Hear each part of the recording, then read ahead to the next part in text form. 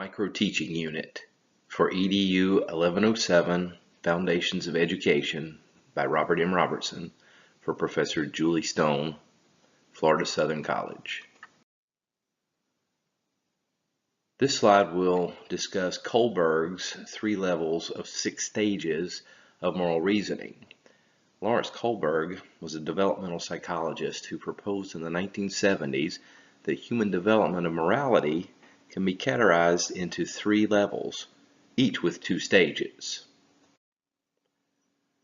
The 3 general levels of morality are pre-conventional, conventional, and post-conventional.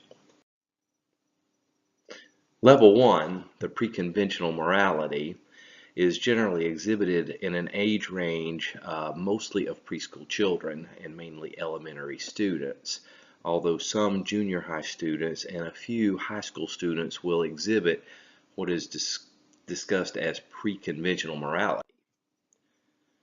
Pre-conventional morality in stage 1 is basically punishment avoidance and obedience. As anyone with a toddler can certainly attest, they do things not to be punished.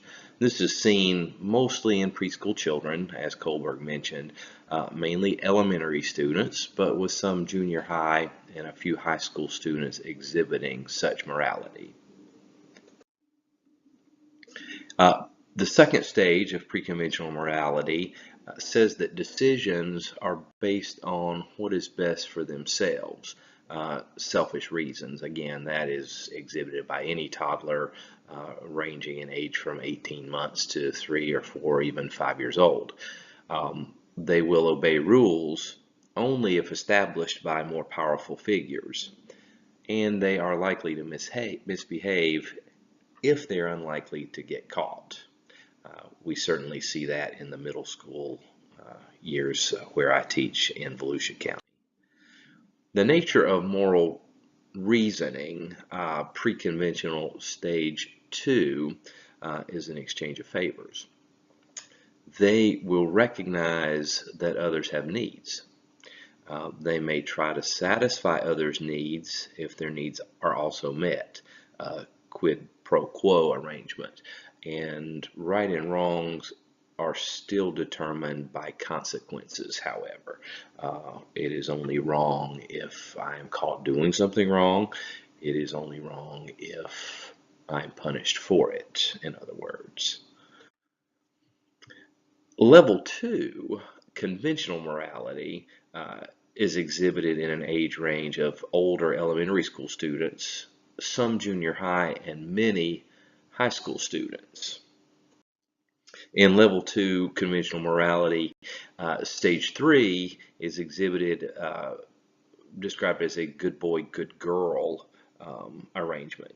Decisions are based on what actions will please others, especially authority figures and individuals with high status, teachers and popular peers. Now, I think most of us can see the danger in that. Popular peer who makes bad decisions may get someone to make bad decisions themselves, whereas teachers, well, also students are concerned mainly with maintaining relationships through trust, sharing, and loyalty, and that is where teachers come in. And thirdly, though, other perspectives and intentions are taken into account. So we're beginning to see here in level 2 a little maturity in some of the case studies. Stage 4 of level 2 conventional morality deals with law and order. Children will begin to look to society for right and wrong guidelines. They will have knowledge that rules are necessary in society. They will also believe that it is their duty to obey them, but the rules are still seen as inflexible, meaning that if the rule exists, it must be followed to the letter without exception. We see a change in that in just a few years, however. Level 3 is what Kohlberg described as post-conventional morality, with an age range, according to Kohlberg, rarely seen before college, and stage 6, extremely rare even in adults. Level 3 post-conventional morality, stage 5, deals with social contracts. Rules are now recognized as agreements among individuals about appropriate behavior. Rules are seen as useful to maintaining general social order and protecting individual rights, and the flexibility of rules is recognized.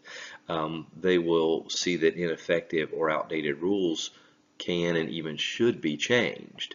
Now, this at the college level can be seen to be taught as early as 7th grade at my school, particularly with the second bullet there.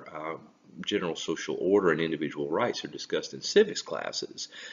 So there is an opportunity for teachers there to step up morality in a classroom setting all the way to stage 5 at level 3, which in my mind is important. The implications for educators here, and part of the reason why I part with Kohlberg's ideas of morality, is that so little of our morality is inherent in our human nature. What separates humankind from animals is our ability to learn and teach and to better ourselves through an idea of self-worth and self-awareness. So beyond the pre-conventional, when you look at any playground in America, you'll see a bigger boy take a toy from a smaller boy, and that's no different than animals all over the world. The larger animal takes the food from the smaller animal. We are no different at that age. However, like I said, where we part from animals is in the conventional morality. And that is where we began to learn what we need to do to be successful members of society.